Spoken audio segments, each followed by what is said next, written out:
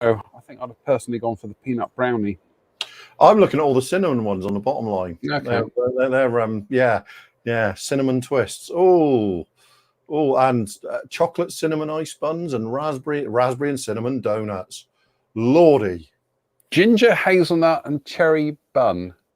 Thing is, I'd already had cake that morning. I'd had cake in the little park, just from the town centre, so I couldn't have cake again.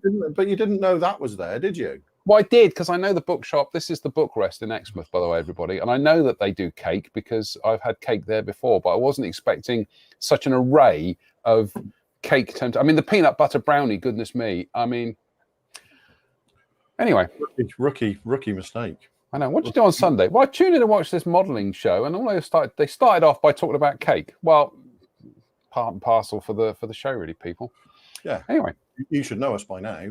You should know us by now. Anyway, welcome to the Interesting Modelling Company Sunday service, and here we are yet again to praise our hobby. To praise our hobby. And praise our hobby. Hallelujah. You know what? It has been one of those weeks again where you just kind of like you literally bend down to tie your shoes, and suddenly another million kits get released. Yeah. Praise the Lord and pass the varnish. Yeah, exactly. Yeah, absolutely. So we will get onto them because there's a number of things to cram in tonight. Other than that, where are we with projects then, Mr. Manton? Where are we with projects? Well, as some people will have seen, I had a bit of a squirrel moment this week. So I'll switch to vertical. And it's the Airfix Mosquito. I say. Which I just have slapped together in the last 3 or 4 days just to get a feeling for it. So, yeah, very, very nice. Very nice. Few little things that I wish had been done differently. As I said earlier this week on my own page, when I'm king, making exhausts that you have to add before you assemble the model will be made illegal when I'm king. They have to be added after, so I've modified these engine nacelles so that the exhaust can go in afterwards. A little bit disappointed that they've given us an option for the bulged Bombay bomber variants, but didn't include a cookie with it, which would have been, seems to me it would have been an obvious thing to include. The £4,000 cookie, because that's the whole reason they bulged the Bombay. But there is no cookie in there, so I might have to either look at designing and printing one myself, or raid another kit for it. The other thing is, or you can go out and buy the RAF Bomber Command set, which does include a cookie. Yeah, so something like that. But honestly, if I only want one cookie, I'll probably just design and print one myself. But the only real issue I've had with it, and it's an issue with the model, is the fairing at the rear of the bulge Bombay is for a TT35 rather than a bomber variant. So I had to use some epoxy putty to fill in each side.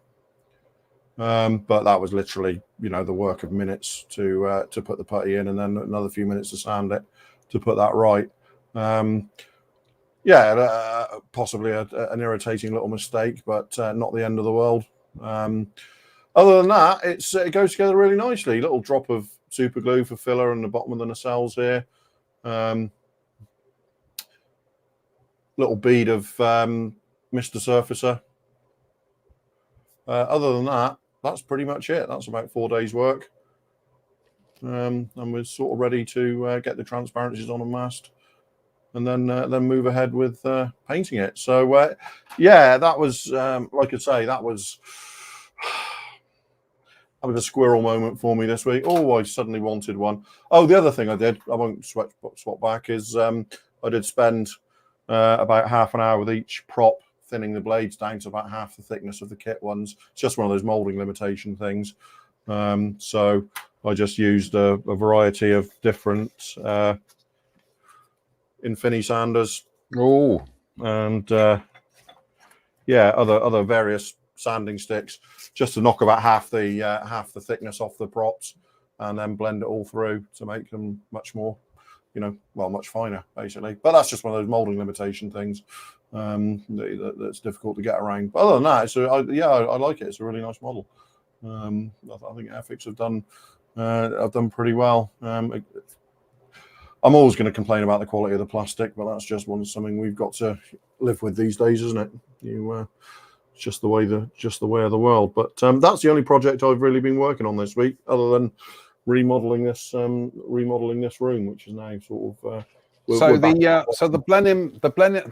Beaufort focused build has been defocused. Yeah, in fact, I was looking at it today and thinking I could probably carry on with that alongside this Mosquito. They're both about the same size, and get that through the paint, because a lot of the painting is very similar. So I mean, the Beaufort itself is all the transparencies are on it now, so it's literally within an hour's worth of being able to start painting it. But I think we all seem to have lost a little bit of focus on that, haven't we? Do you know what? No, I think it's lost focus on just that project. I mean, I've been this week. I mostly seem to have been painting and repainting Kettenkrad crew figures, because I've gone down the rabbit hole of just being completely obsessed with trying to get them as perfect as possible. Yet again this afternoon, I dipped the heads in isopropyl alcohol and stripped them back again, because I wasn't happy with the process. I'm trying other people's techniques for face painting. I think what I'm going to do with these faces is I'm going to go back to my technique, get them done, move on, because I've got the Panzer IV to paint, and then I've got the 5 crew for the Panzer IV to paint. Yeah, so it's time to cut your losses and move on, isn't it? Quick thought. Focus seems to have gone for everybody at the moment a little bit. A quick thought though. You say you need a cookie for the Mosquito. Yeah. Yeah, there you go. It's probably very good. Very good. Such wit. Such wit. It is such shining wit.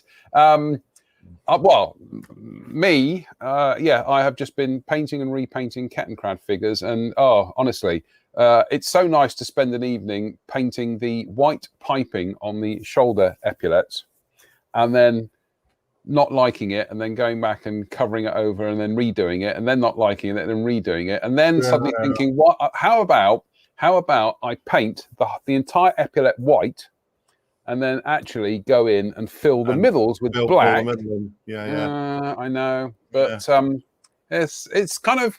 I know that when I get around to doing the Africa core figures, and I've got to order the, I want to order one of the ammo MIG sets for that, because I want to still follow that process of just using 3 paints, or 3 paints but mixing between the 3 paints, 4 if you count the other color they give you. I just want to. I've got a much better idea on how I'm going to do it the next time around. Hopefully, it will be a lot more efficient. But I just I don't know what it is. Sometimes you kind of. Like the early part of this year was awful for me. Then sort of early summer and into summer, I just seem to be smashing models out left, right, and centre. And then it all kind of comes to it sort of grinds to a halt again, and you're kind of hopping from project to project, but not finishing anything, which is incredibly frustrating. You know, I got that airbrush a couple of months ago, the 771, about 3 or 4 months ago. I've yet to use it on a model. It's just sat there, and it's just like, well, there's 300 quid that I haven't used. You know? It's a statutory lesson to me, is that this idea that somehow I can just kind of like do bits of work on projects, then come back and pick them up. No, it doesn't work that way. I need to be completely focused on a single project from nuts to soup, and that's it. Take it to finishing. Yeah. Which is why sort of part of me is, I think I just want to smash this Mosquito out this week as far as I can and get it done, and then at least that's something done, and I can move on and pick something up, and you know. There was a certain amount of relief when I got that Churchill finished. I didn't get it finished the way I wanted to have it finished, but I got it finished to a certain level, and I thought, great, I can crack on now. I'm just looking at them over here in the paint booth. I've got I'll go and grab him. Daisy.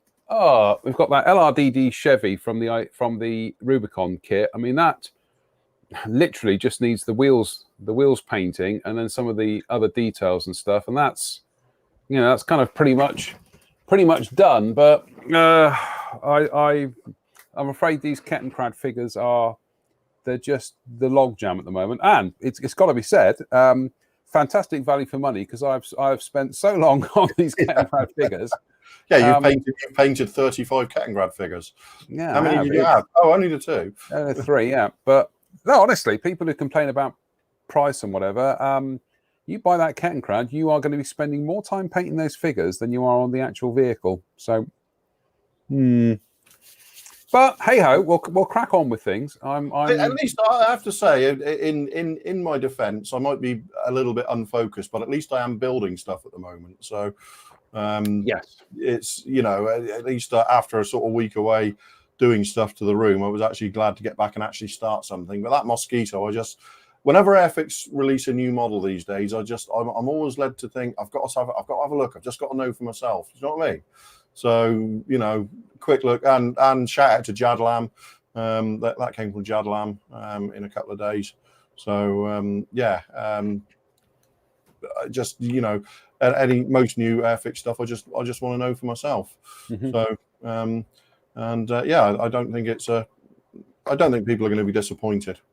I think one of the things that is just been I've been watching with a little bit of I was going to say alacrity. That's probably a strong word. It's a couple of occasions I've seen people question the dimensions, because they're taking the box dimension, okay, and then they're saying, but here is a dimension of the fuselage, and and it should be this long. Problem with that is the box dimensions are for the entire airframe, including the engines and the props. Yeah.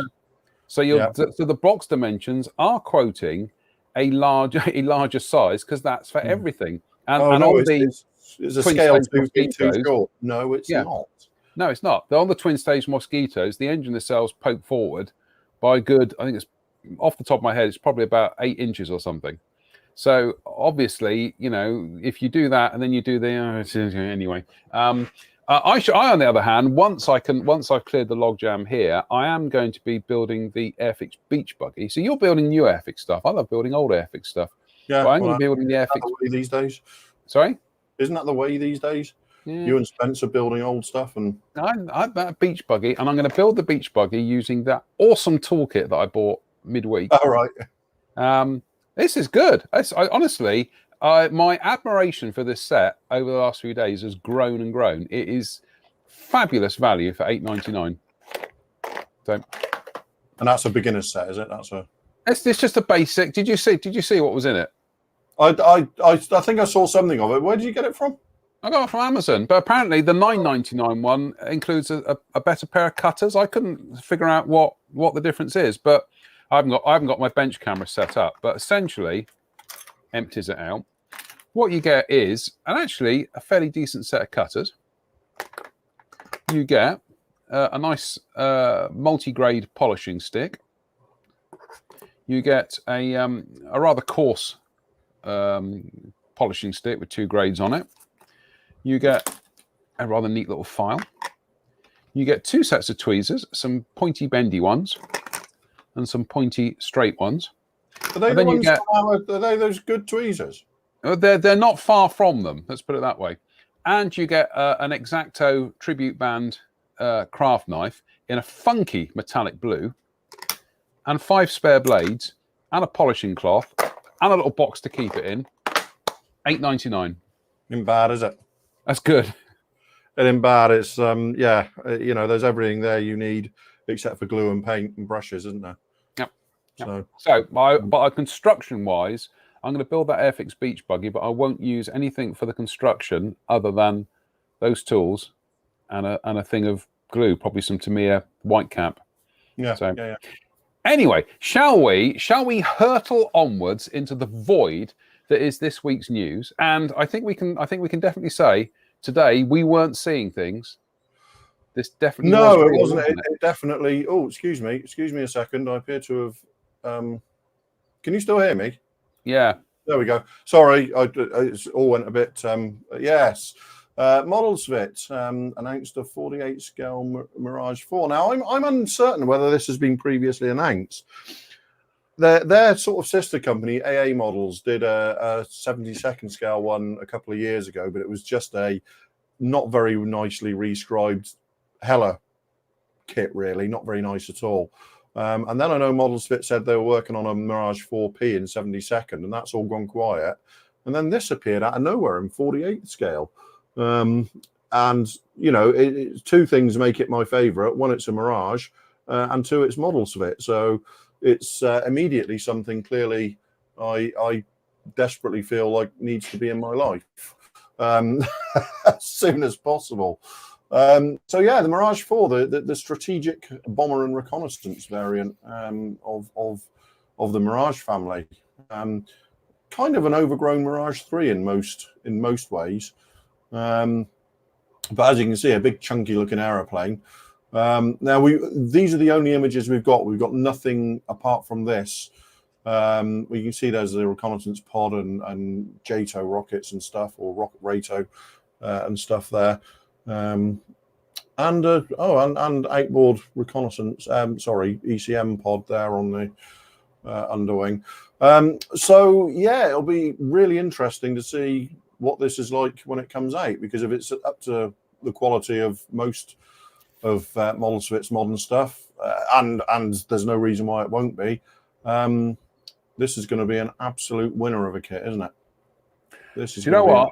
I have absolutely no I have no kind of like massive interest in the Mirage 4P, other than it's a big triangle of an aeroplane. But having seen these CAD renders, yeah, well, I think the 72nd scale certainly, but 48 scale, this is going to be a big old aeroplane, isn't it? Well, the thing is, it's kind of like, it's one of those aircraft that kind of lulls you a little bit, because it's got all the hallmarks of a really, really big aeroplane. You know, that small looking canopy, the 4 bogey main undercarriage, and all that sort of thing. It kind of looks enormous, doesn't it? Mm. It's actually only about the size of an F-111, right? Which makes it. Don't get me wrong, the F-111 is a big aeroplane, but it's not quite that kind of. Looking at that, you almost think of it like Vulcan size. Do you know what I mean? It's an enormous looking aeroplane just because of the 4 bogey undercarriage and that sort of stuff. But it's only about the size of an F-111, so it will fit in with a lot of collections really, really well without taking up a huge amount of space. Because that wing, although the Delta wing is big in area, it's quite small in span. Mm-hmm. So I'm just checking the dimensions here. The F-111 77 feet long. The F-111 was 72 feet long. So 73 it's about feet 6 inches. Yeah, well, 72, 73 feet. It depends on the variant. 32 feet, wingspan 38 feet. So in length and wingspan, it's marginally larger than an F-111 in swept configuration. But then, yeah, I was going to say, you put the wings forward on an F-111, it's over 60 feet wingspan. Yeah. So it's you know, it's not a terribly larger than a flanker or an F-111 or even an Eagle for that matter. You know, it just looks chunkier because of the, you know, the design. Yeah. And it's interesting that somebody said like a low wing TSR2. It was actually one of the aircraft that was planned or proposed as replacement after the TSR2 was cancelled. A Spey engine variant of this was actually put forward as sort of like the replacement for the cancelled TSR2, which eventually went to the F-111, which eventually got cancelled and went to the Buccaneer and later the Tornado. But no, I mean, there's very little to go on at the moment, just these renders, which is kind of, it would be nice to see the breakdown and all the rest of it. But I've got no doubt, given my previous experience in Modelsvit kits, we have nothing to fear and everything to look forward to. Yeah, obviously there are more Mirages in my future, aren't there? It's just a fabulous looking aeroplane. I know some people are saying it's got that it's got a bit of a Jerry Anderson vibe to it. Stan Codling says, like a Jerry Anderson tribute, but might be my first Mirage. Yeah, it does. It just it go on. Yeah, go on. I was just saying, it had a very, very long service life as well. Yeah. You know, There's it's one actually up in Yorkshire. Yes, I think there is. Yes. Yeah. But it's actually, it was in service for nearly 40 years. Mm-hmm. In fact, 41 years, I think I'm right in saying 1964 to 2005. So, every major deployment of the French Air Force, especially in later years, it was the standard reconnaissance platform over the Balkans and over the Kuwait during the first Gulf War and all that sort of thing. Mm-hmm. This aircraft was there doing the business. So there's a huge variety of schemes for it, from the early natural metal aircraft, which are very, very impressive, and will be a very, very challenging scheme to get looking right in this scale, through the later camouflage variants. It's just a really interesting aeroplane, and I can't wait to get my hands on one. Remind me, who wasn't somebody doing the 72nd scale Mirage swing wingy thing? Yeah, Modelsvit are doing have got a Mirage G8 in progress, in work, sort of thing. It's all gone. Modelsvit tend to announce a lot of stuff, and then it all goes quiet, and then it turns up. So I've got no doubt that the Modelsvit, they've proposed the single and twin seat variants they say they're going to do. So I've got no doubt they'll turn up, and but they're in 72nd. So they'll be. I mean, they look like it. They're basically tornadoes if you put them through the Miragicator. Essentially, they're better looking tornadoes. Yes, effectively. Yeah, that's about the size of it. Modelsvit have announced those, and they're sort of somewhere going through the design process at the moment. So again, I mean, it's Modelsvit. I just kind of tend to buy Modelsvit. So just everything they do these days interests me. I've got to say, I am on, again, where do you find the time? But I do really fancy doing an early French Mirage in silver. It kind of calls me back to the days of when I built the Airfits and Matchbox ones a million years ago. But I just think, it's probably going to be heresy, but I just think French Mirages in silver, that's it. Or are the schemes redundant?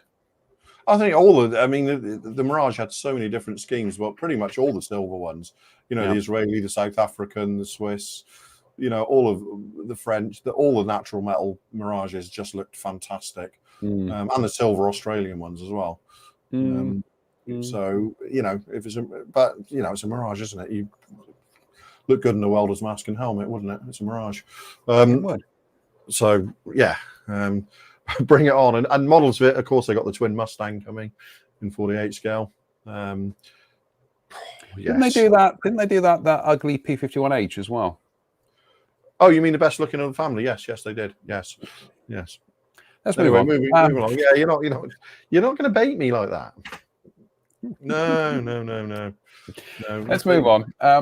Let's move on. Right, we have now. This is Italeri. Oh, I haven't formatted this one properly. Never mind. Italeri are doing a repop of Barry Sheen's 1978 Team Heron Suzuki RG 500 XR27. Now, this was available back in ye past. By Protar in a Barry Sheen scheme, but as far as I can tell from my researches today, this may be the first time this particular scheme has appeared on the Protar kit. All I know is it is a fabulous looking scheme. I think somebody described it as it was designed to make Barry Sheen look as though he was driving fast, riding fast, rather, even when he was stationary. It's just, an utterly wonderful looking combination of markings and the gold rim wheels and everything. And what I didn't realize was that actually many moons ago Matchbox did at 1/12 scale RGA 500. This is 1/9 scale, and as I say, this is ex-Protar. That's a glorious piece of box art. This kit actually was reissued by Revell at some stage. And you know what? I've never built any of the Matchbox motorbikes. Never built Matchbox ship, car, or motorbike. which I think I need to readdress. Anyway, going back to this will be coming back from Italeri. There was some talk about needing to build one, so it looks like I'm going to be getting my my hands dirty building motorbikes again, which I don't mind. Actually, I quite enjoy the challenge. But yeah, Protar 1/9 scale, Barry Sheen, Team Heron, Suzuki RG 500 I must confess, coming back. Because it doesn't fit into my area of interest. I must do some research on Protar, because I thought they were sort of multimedia, you know, die-cast kits and stuff like that. I didn't realize they were just an injection molded kit company. Well, they did do. They did. I think they did do mixed media stuff, but they did do a lot of injection molded stuff as well. I've always thought of them as a mixed media, but I've never really investigated it that much because it's not in my general sphere of interest. So, but it's interesting to see Italeri picking up a Protar mold and me going, oh, I didn't realize it actually did, you know, normal plastic kits, as it were.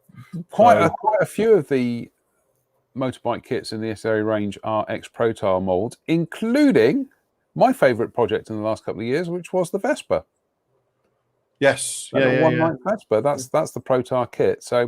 So hopefully when that comes out, we'll be able to show you what it's all about, and hopefully I'll get to build one as well, because I do. I have to say, looking at that kit and looking at the box arts and stuff we saw, something that strikes me is that this is sort of like the late 70s. How old-fashioned it looks compared to the stuff you see today. It really does look like a kind of stepping stone from the 50s through to the 80s. And yet, you look at Tamiya boxes. Yeah, they don't age, they don't date, because they've never messed with the brand.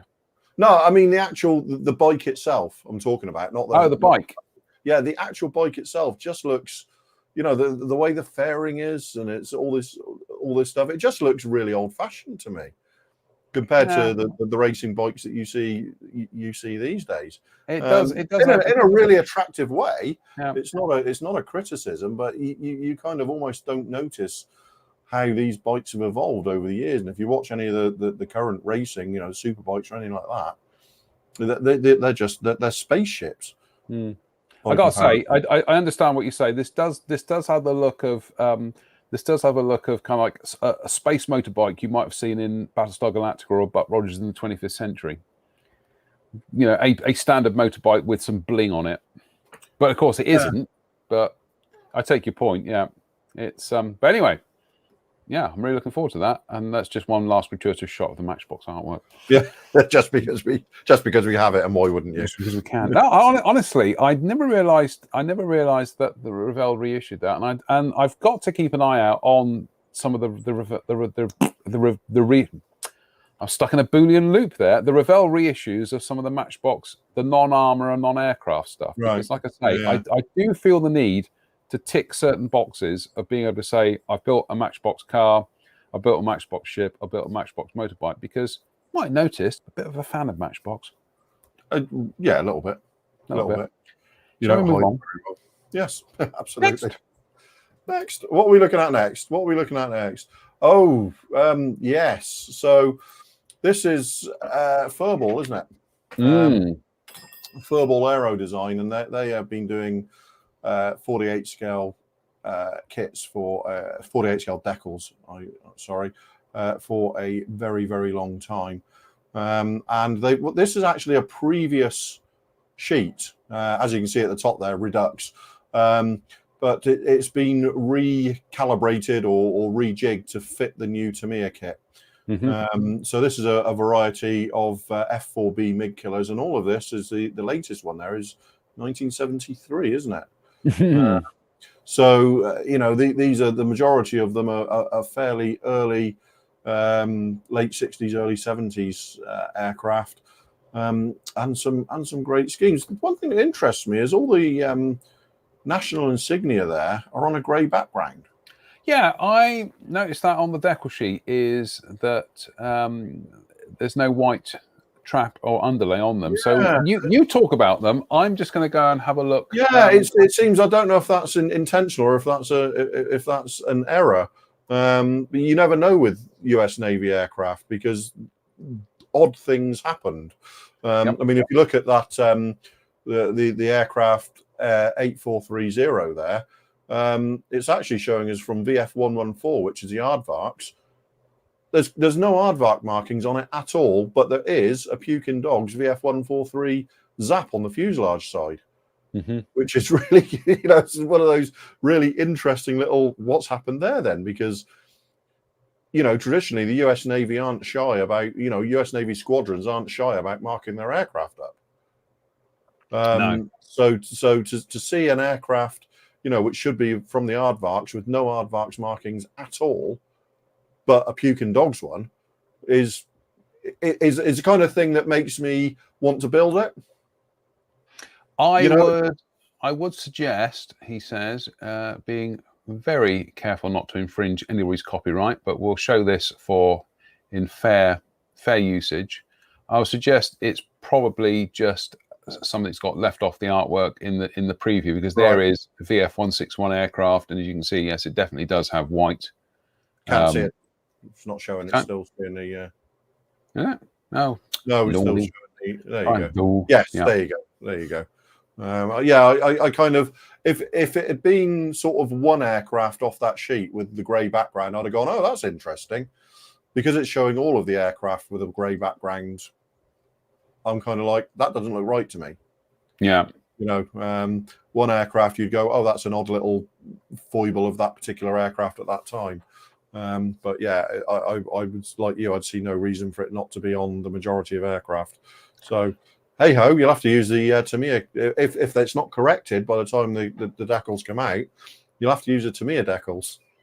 I get the feeling that's probably a glitch in the preview that they've shown us, because the only thing it's odd that it's on the decals and it's on the artwork as well. But yeah, I mean, I'm confident that they're good enough that they'll furball aero design are great, so I'm confident that will be corrected. Yeah, before it hits the shops or hits the online. I'm sure it's probably even been commented on their Facebook page already. Undoubtedly. Yeah. But yeah, a variety of phantoms for your new Tamiya kit. The only thing you're gonna have to make sure is you check on things like the tail cap. Make sure you've got the right style tail cap and stuff like that. But interesting to see some black nosed ones. It's a nice sheet. Some of the variants there, some of the aircraft there are, the VF-51 aircraft. Certainly the CAG aircraft at the top there, that's in the kit already, isn't it? So that'll be just replacing like for like. But I do like the VF-96 F4B there with the bird on the tail, because normally that's something that you only see on F4Js. So to see it on an earlier F4B is quite interesting. But yeah, my choice from that would be that VF-114 aircraft with the Puking Dogs marking, because it's a really simple scheme as well, isn't it? It's not a lot going on there at all, but it's just like that upside down star and bar on the Tomcat. It's just a little thing about it that makes it interesting to me. I quite like the look of the VF-96 one with the white radome. That one with the bird on the tail there. But yeah, it's an interesting group of schemes, I think. Apart from the VF-51 aircraft, not perhaps the most colourful selection that the Phantom ever flew with, but MiG killers, they're important, aren't they? Absolutely. They're historically important. And it's interesting to see the VF-143 is in several variants and several different years there. And the sheet does also include a selection of stencils and other bits and pieces, so you are getting a quite comprehensive set of decals here, and alternate walkway markings. No, I don't think you're going to be disappointed with the choice, or indeed the quality, or indeed the quantity. Yeah, because they're printed by Cartograph as well. So sorry, it's Cartograph as well. So it's Cartograph as well, and I think it might be fair to say that in my experience, people who build Phantoms tend not to just build the one. Yeah, I think that's a fair observation. Yes, people, people have made entire careers out of building Phantoms, haven't they? Entire modelling careers out of building Phantoms. It seems to me that sometimes you see somebody will show a shelving unit with 150 models on it, and if it's ever somebody who's building one model, it's always Phantoms. It's always Phantoms. Phantoms or 109s. I think that's why they sell. I've seen more Phantoms than 109s done like that. Okay.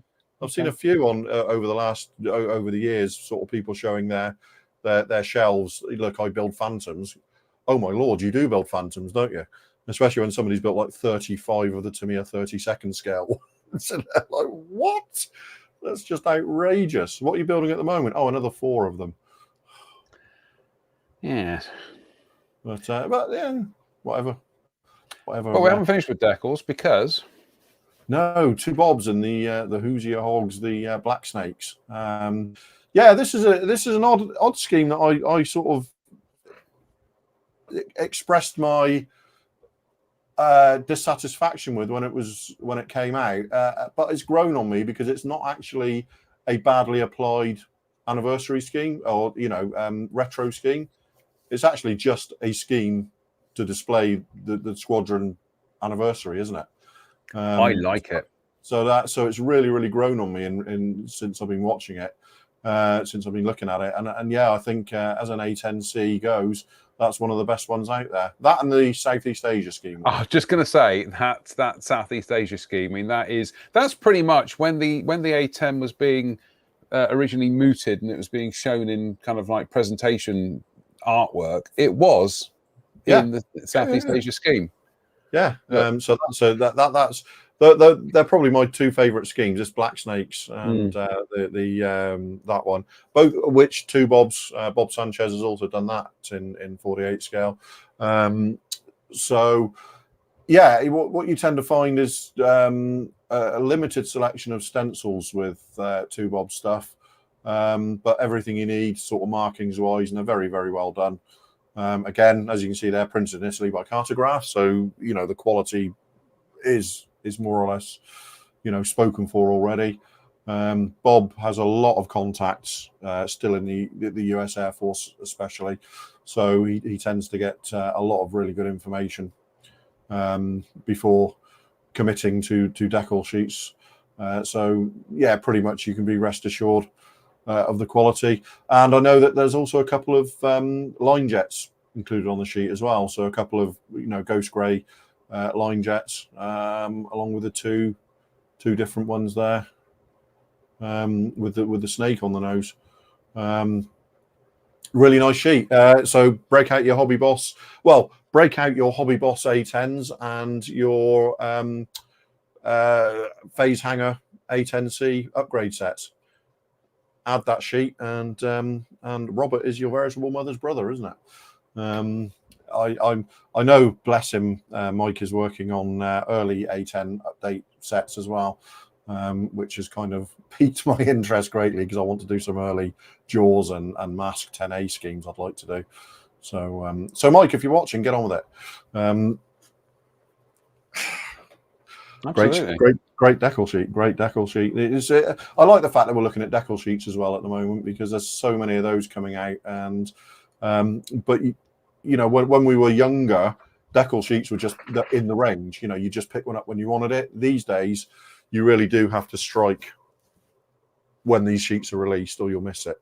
You'll miss the boat. So if you want any of these sheets, as soon as they're available, if you want it, get it, because after especially 48 scale American stuff, it disappears in weeks. It can disappear in weeks. So if you want them when they're released, get them immediately. That was a beautiful, almost unintentional segue there, because you said miss the boat. And indeed, the next subjects we're going to be talking about, that's brilliant. It's very good. I'm very impressed. I'm actually slightly tearing up, moved here by how seamless that was. Well, this is Takom. Takom seems to have gone absolutely bananas in the last week. They are absolutely off the hook, aren't they? They are just... They've gone rogue. They've gone rogue. They've gone rogue in the best way.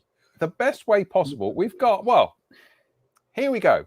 This is a double kit that they've announced, a triple kit. Goodness me, I got that wrong. This is a triple kit in 1/700 scale, and it is the SMS Der Flinger and the SMS Lutzow and a Zeppelin Q class airship. And you get with it a 35th scale figure of Franz Ritter von Hipper, and you get brass barrels and a display stand, and it looks like you get some photo etch with it as well. But goodness me, this is, I think even if you have a passing interest in ships, this is just one of those things that you just want, because it is so fantastically off the wall. And it's that ability to compare the size of an airship against the size of a battleship. Yeah. I just, take my money. They've gone completely off the reservation, haven't they? Well, not only that, but they're doing this set, but it appears they're also releasing separate kits of the Der Flinger and full hull. That's full hull. And the Lutzow as a full hull. Now, these ships are significant because they're both battle cruisers, and they both took part in the Battle of Jutland. The Der Flinger apparently helped to sink HMS Queen Mary and HMS Invincible at Jutland, and she was scuttled at the end of the war. The Lutzow apparently sank HMS Invincible and may have sunk HMS Defence in the same battle. She was scuttled shortly after the battle due to heavy battle damage. So they are two quite significant World War I, German World War I battleships. World War I battleships are a significantly underrepresented area within the plastic side of modelling. So it's always good to get kits of them in this, in this scale. And to get what appears to be separate releases, as I say, of the full hold versions, but also waterline ones with an airship and a figure. That's just brilliant. Yeah, and a lot. What we're seeing a lot of these days is you have a look in the bottom left corner there, snowman model. So they appear to be almost a conduit for designers. These companies, these one-man bands and stuff who are designing it. It's the same with Meng and their T-Rex models and stuff like that. They've kind of got external designers designing for them. So they're kind of collaborations, but with all the quality that goes with being either Takom or Meng these days. And I think it's great. I really like it. It's not maybe something that I will build myself or obtain myself, but I think as a general indicator of the health of the market, that a company like Takom can go so completely off reservation and off the wall and do stuff like this, it says good things, doesn't it? But let's just say one landed in your lap. Would you build it? Yeah, I mean, yeah. If one landed in my lap, I would, I would, as somebody who's never built a ship, it's interesting enough for me to want to, to play with it. But would I? Wouldn't actively go out and buy one, but but no, I think I will. I absolutely. No, again, it's. I've lost track of how many things have come out this year that I definitely want to go out and buy and build. And I think, again, it's an indicator of the health of the hobby, that things from a year ago that I definitely wanted to go out and buy and build from last year, like the Border Model Crusader, which I still like to get hold of, is that unfortunately there are other squirrely things that have come along since then.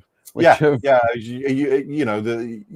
is literally no way these days for the modeler to keep up, unless you're building 3 models a day. You're not going to keep up. So you've got to be really, really picky about your subjects, haven't you? But it speaks to a hobby in rude health. It really does. If 2 German World War I battleships and an airship in 1/700 scale doesn't strike you as being striking, I would say a 1/350th flak tower. Again, so completely off the reservation, totally off the wall, and what a great subject. Yep. What just a brilliant subject. you know, you can see the kind of dioramas that these are going to be. You know, well, they're doing two. They're doing the Flak Tower one, Berliner Zoo G Tower. Now this was, he just goes down to notes here. 45 flak tower that existed in Berlin from 1941 to 1947. It was one of several flak towers that protected Berlin from Allied bomber raids. Its primary role was as a gun platform to protect the government building district of Berlin. In addition, the Hock bunker was designed to be used as a civilian air raid shelter. It also contained a hospital and a radio transmitter for use by the German leadership, and provided secure storage facilities for art treasures. Now, this was rather unceremoniously blown to bits by the British at the end of the war. In 1947. But whilst that one didn't survive to modern day, Flak Tower 4, the Heiligengeist, I practiced this earlier on, Heiligengeistfeld, the Heiligengeistfeld G Tower, does still exist, and it just calls up notes. It was transformed into a nightclub with a music school and music shops. In October 2019, the NH Hotel Group announced plans to turn it into a luxury hotel, opening in 2021. This tower contains 6 levels below the rooftop, including in its design as part of its air raid shelter, 2 identifiable spaces for protection against gas attacks, one on the first floor and the other on the second floor. But this still exists. You can find photographs of it out there. And yeah, these are real buildings. I think when I saw the images of them originally, of these kits, I remember thinking to myself, oh, are these going to be a bit like those kind of land tank things? These just going to be kind of fantasy kind of buildings? But no, these are absolutely genuinely real.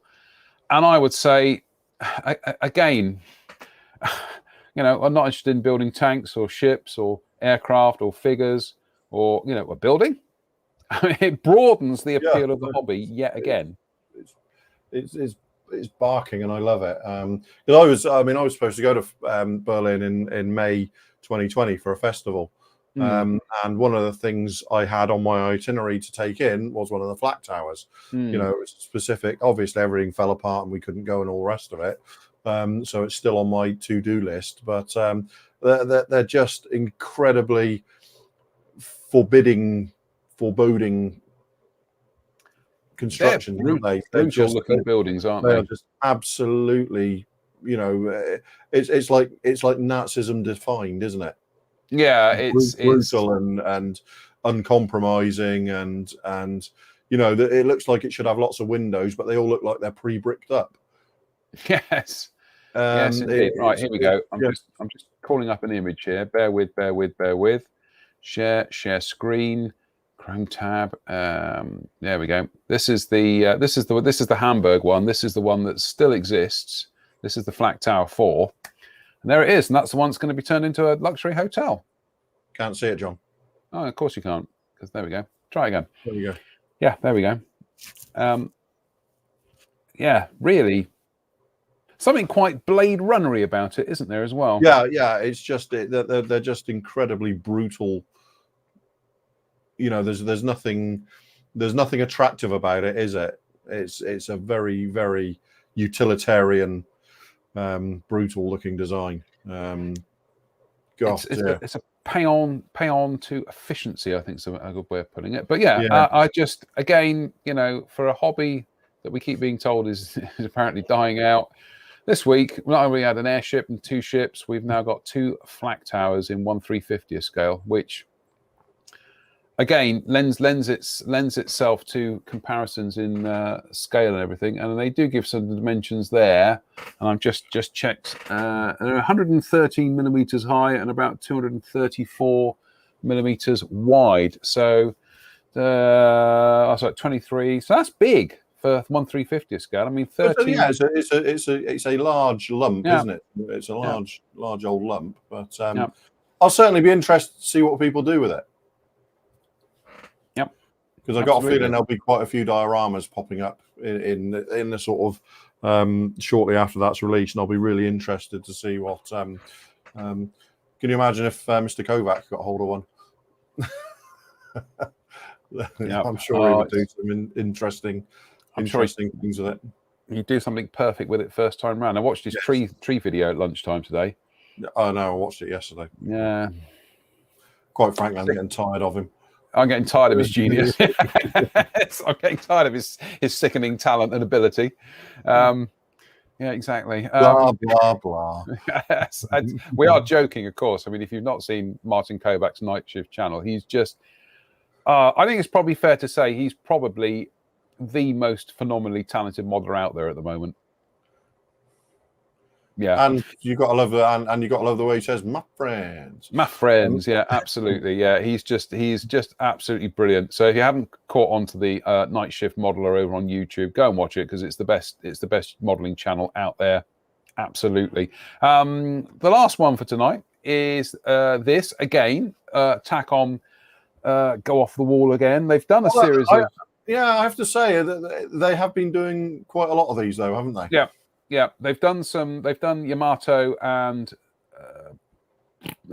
Bismarck ones, I think. But this is the Mark 38 5-inch 38 twin gun mount, and this is more for kind of immediate, kind of post-war US Navy ships. They were mostly used on Sumner and Gearing class US Navy destroyers. And if you want to know, is there a market out there for a 1/35th scale Mark 38 twin gun mount? Well, the Gearing class destroyers, there were 98 built, and they were used by, ready? The United States Navy, Republic of China Navy, the Hellenic Navy, the Royal Republic of Korea Navy, the Spanish Navy, the Turkish Naval Forces, Pakistan Navy, Argentine Navy, Brazilian Navy, Mexican Navy, Ecuadorian Navy, and the Islamic Republic of Iran Navy. So there is a bit of there's quite a big market reach for them, I think is the best way of putting it. Yeah, okay, you're going to have to scratch build the rest of the ship to go with it, obviously, but I've seen these being made up on Andy's hobby headquarters, and they are quite imposing and impressive looking kits. Yeah, they've done a lot of it, and they've done a lot of the modern close-in weapon systems as well, like the Phalanx and the Russian equivalents and stuff like that. And they just the Phalanx, I keep coming back to and thinking, I really want to build that. I really want to do one of the Phalanx sets. But yeah, it's again, it's like slightly off the wall. But on the other hand, they released the first of this sort of series about 2 years ago, and they're still releasing them. So there's a market out there for them. Yeah, there must be. They must be selling. They're not just going to keep banging this stuff out if there's no market for it. So I would say if you're the kind of modeler who is, I hate masking, and I don't like painting wheels, and I can't paint figures, and I don't like rigging biplanes, and I don't like masking camouflage schemes, all these kind of. Well, there you go. Look, guns. It's big. It's guns, big and grey. Yeah, big grey guns. And you can paint them using guns. Indeed. Very witty. So let's just, to sum up the week in Takom, this, and this. Gotta love them, haven't you? Absolutely mental. Yeah. Absolutely barking. I love it. Brilliant stuff. Well, would you believe, rather uncharacteristically for us, we're actually coming up to 4 minutes to the allotted cutoff time. So we've actually got 4 minutes for any other business. That wasn't a bad little show. We seem to have rattled through that very efficiently. Yeah, even though we started off with at least 20 minutes of nonsense. So well, yeah. Tonight was the what's new in the model world show. Yeah. I would possibly like to have a bit of a minor rant. Uh-oh. It's very minor, and I noticed that our good friend Roy Sutherland on his Barracuda Studios website, Facebook page, he bans the use of GIFs and memes on his site, and I'm starting to think that's a very, very good idea. We do encourage discussion on here, and we're happy for it to go into quite, you know, forceful Disagreement. discussion and disagreement. However, when you resort to using a GIF or a meme rather than articulating the argument, I think you've lost the argument. So I wouldn't like to say that on the international or the interesting model international. Well, we are international. On the interesting modeling company, I wouldn't like to say we would ban GIFs and memes, but I would like them to be used as comedy rather than as an alternative to arguing a point. Is that fair? I think that's fair. I think that's very fair. I think that's fair. Sorry, when you do it in place of arguing a point, you've lost the argument, and it just gets backed up. It's a very so. By all means, use them, but use them as comedy in the way they're intended. Use them as the accompaniment rather than the actual dish. Yes, but you're starting to see why Roy has that rule on Barracuda. Yeah. Well, quick run through here. Say hello to everybody who's watching tonight, and we'll say hello to Paul Milligan, Anthony Bird, Damian Mullen, Mike Williams, Mark Ryan, Pavel Krupovich, Douglas Hunter, Ian Goldstraw, John Patrick Huston, Tim Cavalier, David Mummery, Dave Swindle, Darren McGuinness, Greg Woodbridge, Andy Brennan, Steve Moores, Dave Coward, Brian Wilton, Stephen Pryor, Colin Hands, Michael Scott, Tony Bork. Scrolls down. Joe Pestaglici, scrolls down. Jim Carswell, scrolls down. Vincent Murphy, Stan Codling, scrolls down. Mike Clages, who says, "Holy Ghost Tower." Indeed, I can actually see one of those with like a bat sign behind it. People are saying on here. Haven't seen it on here. No, we're talking about the Facebook page. So yeah, good point, Drew. Good point. I'm going to lighten the mood at the end of the show by just saying, behold my Somerset apple cider cake. I do like your apple cake. That cider cake is very nice. It's made from the goodness of the apples in my garden. And you can see that one is so awesome. It's actually now trying to break out of the actual baking tray itself by distorting it. Actually, it's a silicon one, but it just got so enthusiastic it started swelling outside the confines of the. Who let Luckhurst in? Oh, is he here? Oh God, that's an instant banning. Good. Can I say a quick shout out as well? I see Greg Woodbridge is watching. Beautiful build of a Shackleton on his YouTube channel this week. Well recommend people go along and have a look at that. Greg's Models, I think it's called. But Greg, that was just an absolutely beautiful build, mate, and a real pleasure to watch. So to anybody who's watching who wants to watch a Shackleton being built very, very nicely in Greg's inimitable style, pop along to Greg's Models on YouTube and have a look. Oh, Greg, there is absolutely nothing stopping you posting a link to our Facebook page. Absolutely. We recommend it, so please do. We would like to see. We'd like to see. And finally, I love it when things end. We have here. I want cake cider. Greg Shack is super. I agree. There we go. I think that's a neat little condensation of tonight's themes. So that's it. We've done our bits. We've done the cake. Anything else? No. No, I don't think so. I don't think so. Now that Mr. Luckhurst is. Yeah, it's time to go now. Really. Now that he's staggered into the bar. On that note, you around Wednesday? Yes. All right, very good. Well, we'll have a mega project update Wednesday. I might have by Wednesday I'll probably finish painting at least one epaulet on these figures. So, we'll get round there in one way or the other. Actually Greg has just said it's not his. I think it's Greg Phillips. I thought it was yours, Greg. I do apologise. I genuinely thought it was yours. But anyway, Greg's Models. Check out the Shackleton. It's beautiful. Regardless of the fact it's another Greg, it's not our Greg.